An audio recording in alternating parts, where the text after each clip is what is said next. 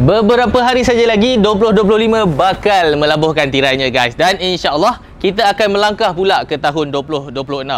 Dalam tahun 2025 ni kan, ada banyak perkara yang berlaku dalam industri hiburan kita. Ada suka, ada sedih, ada duka dan ada tawa.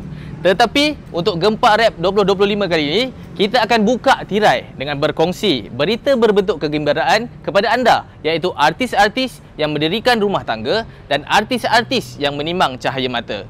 So, kita mulakan dulu dengan berita selebriti yang mendirikan rumah tangga pada tahun 2025. Jom kita tengok guys.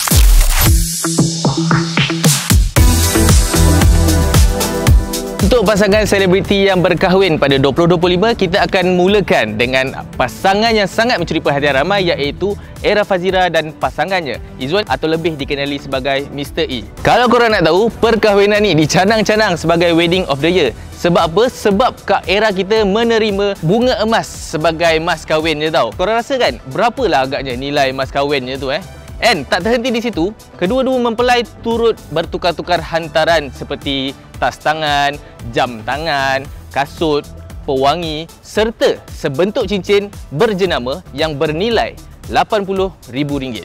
Seterusnya merupakan perkahwinan yang paling dinanti-nantikan pada tahun 2025 ini.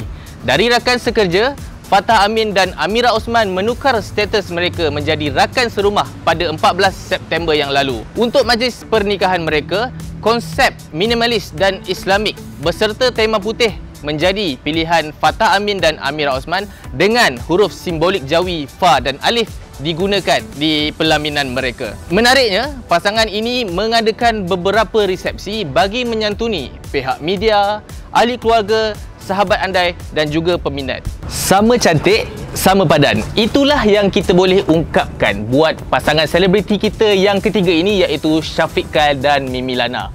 Selepas sekian lama menjalin cinta, pasangan ini akhirnya sah menjadi pasangan suami isteri pada Februari yang lalu.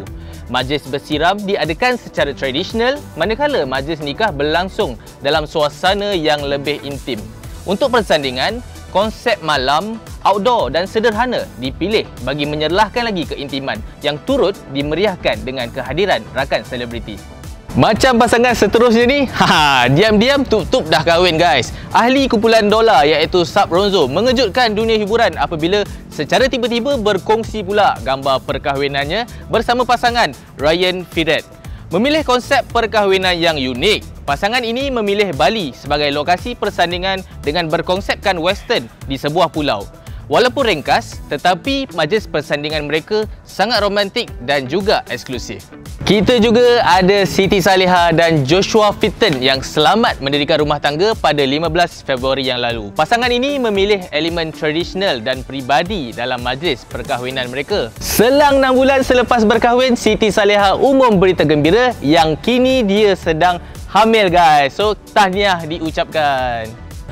Dah alang-alang kita sebut pasal hamil tadi, kita nak recap pula antara artis-artis yang dikurniakan cahaya mata sepanjang tahun 2025 ini guys. Antara selebriti yang menimang cahaya mata adalah Najwa Latif, Noh Saleh, Afifah Nasir dan ramai lagi. Comel-comel guys anak-anak diorang ni. Semoga perkahwinan mereka ini berkekalan dan anak-anak mereka dapat membesar dengan sehatnya guys. So itulah dia serba sedikit yang saya dapat share kepada korang semua. Sebenarnya guys, ada banyak je lagi, tapi kalau korang nak tahu lebih, kenalah check out artikel penuh dekat gempak.com.